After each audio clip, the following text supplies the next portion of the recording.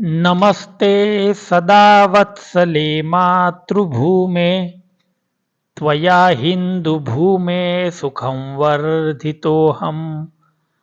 महामङ्गले पुण्यभूमे त्वदर्थे पतत्वेशकायो नमस्ते नमस्ते। प्रभो शक्तिमन् हिन्दुराष्ट्राङ्गभूता इमे सादरन् त्वान्नमामो वयम्।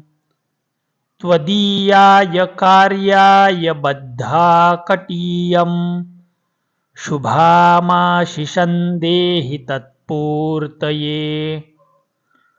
अजय्याञ्च विश्वस्य देहेश शक्तिं सुशीलं जगद्येन नम्रं भवेत्।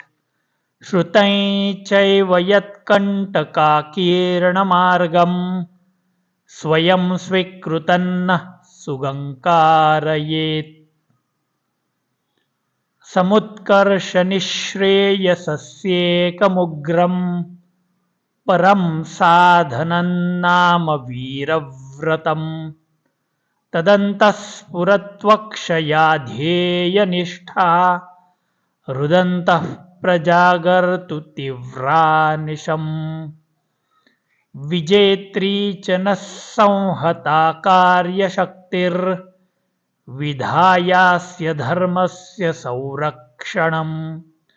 परं वैभवन्न नेतुमेतत् स्वराष्ट्रं समर्था भवत्वाशिषा ते भृशम्।